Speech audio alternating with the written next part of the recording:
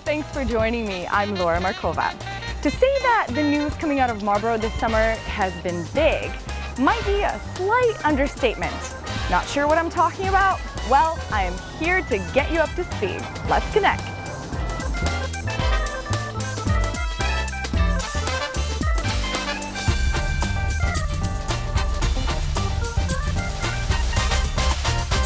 Today on Let's Connect, we'll talk about some major business players and their big plans for Marlborough.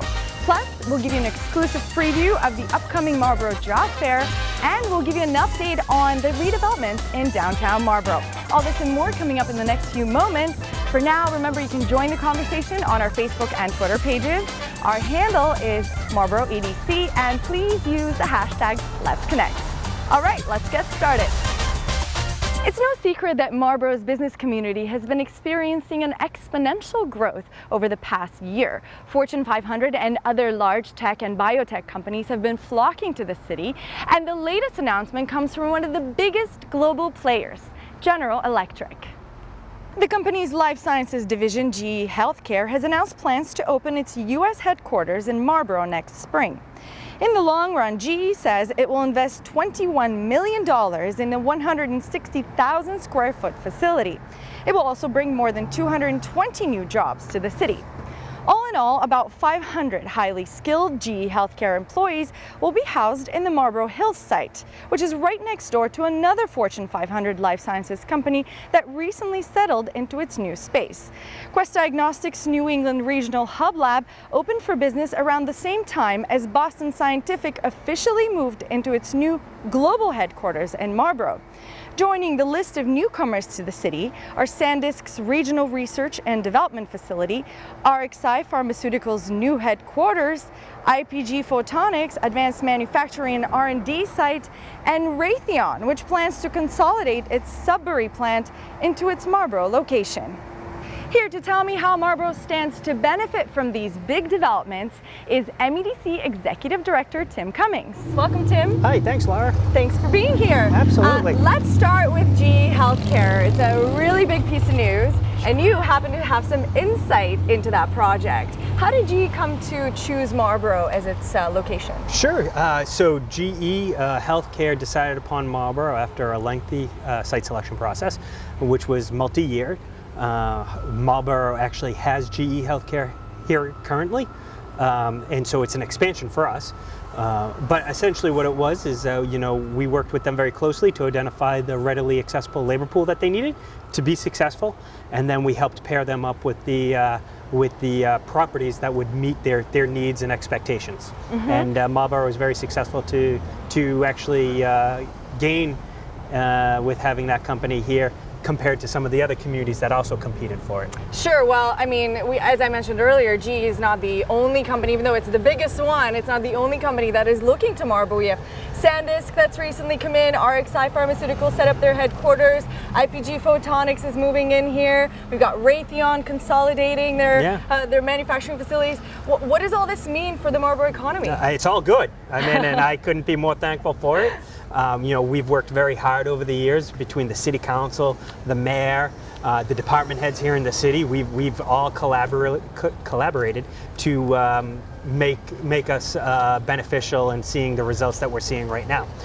With that being said, how the city itself will see these benefits in a few different ways. I mean, you're going to see more people in the city who are going to be patroning the small businesses, whether they're going to the restaurants, whether they're going to the grocery store, whether they're going into the barber shops and the hair salons. Everyone will win from that aspect. These larger companies are going to be sending out RFPs to some of the smaller companies asking for vendor services. That's only going to help, as well as you're going to see job opportunities, which is really important as well.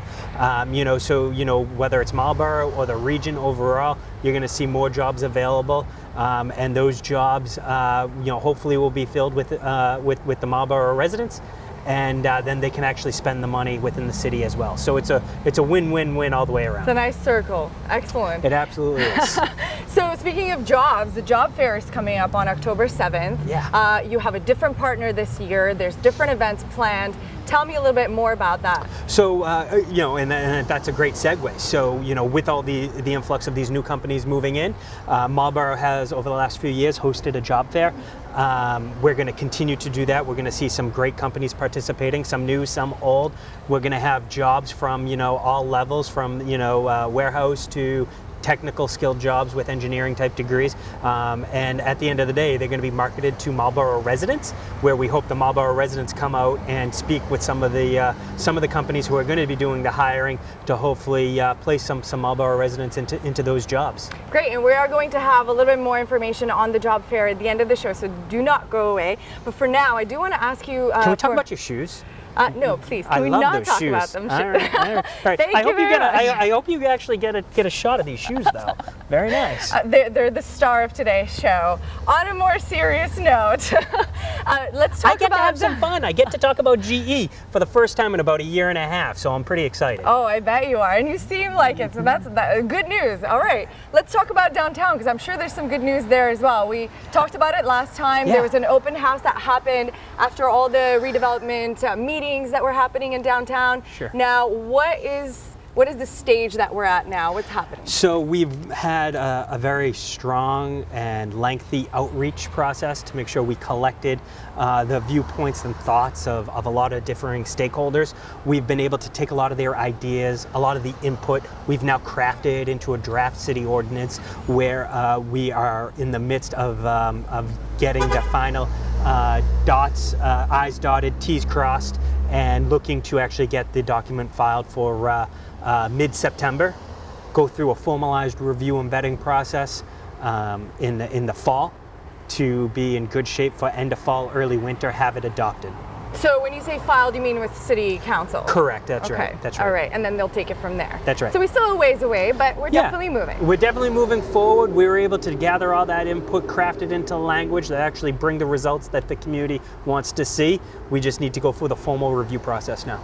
Great, and speaking of downtown, we're right here in downtown, and we're actually standing in the downtown park, which is not exactly a new development, but there have been new changes to it. And for those people who don't quite venture to the downtown area, can you tell us a little bit more about this? Sure. So, you know, we took this vacant lot that was essentially a building. It was a restaurant that burnt down a few years ago. It was, you know, it was a haphazard site, and we wanted to clean it up a little bit, spruce it up, do little things to create sort of an intermittent plan while we could get the site ready so it could be developed for more long-term benefits to the community. We were able to put this pocket park together. We were able to freshen it up this year, put in some you know, little entertainment for the children, and at the end of the day, it's here for the residents to use at their leisure. And we hope that you know, residents of the Marlborough come onto the downtown, use the pocket park. It's here for them, and you know, it was definitely a win-win to help beautify the area.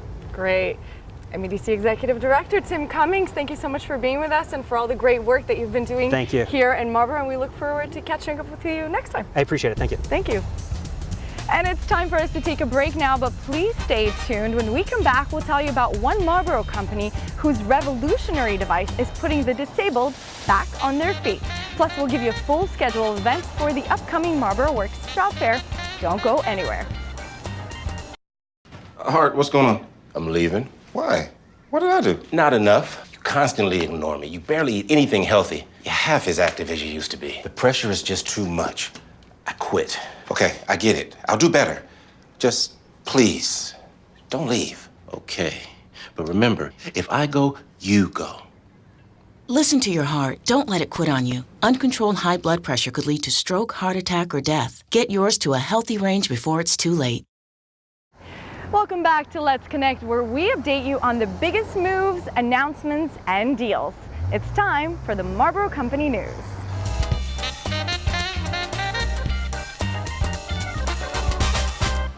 Marlborough-based biotech company Rewalk Robotics has been making national headlines with a revolutionary device.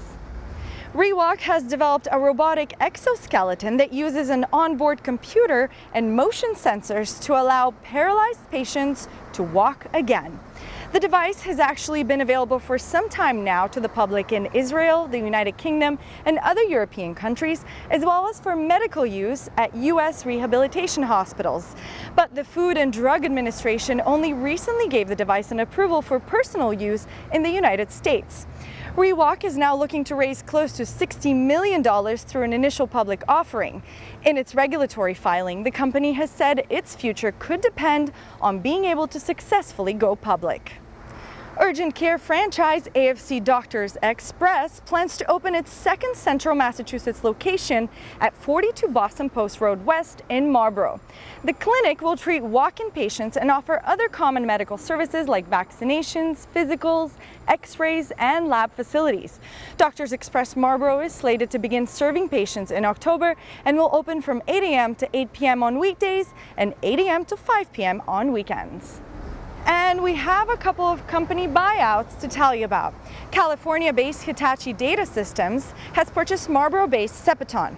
The privately held data storage company has international offices in London and Beijing and holds at least 19 patents covering different aspects of enterprise data protection. And Atco Corporation, a Marlborough-based maker of measuring devices used in manufacturing, has been acquired by Boston-based private equity firm Artemis Capital Partners. In addition to its Massachusetts headquarters, Atco has offices in Detroit, Tokyo, Shanghai, and Germany. And finally, as I mentioned earlier in the show, the Marlboro Works Job Fair is coming back to the city in October. This year, MEDC has partnered up with Employment and Training Resources, and they'll be offering not one, but 2 workshops for job seekers ahead of the main event. Here are the details. On September 23rd, get tips from the experts on how to develop a winning resume. On September 30th, learn how you can use LinkedIn to land your next job. The workshop will be held at the Embassy Suites. Both are completely free to Marlborough residents, but space is limited, so be sure to register in advance.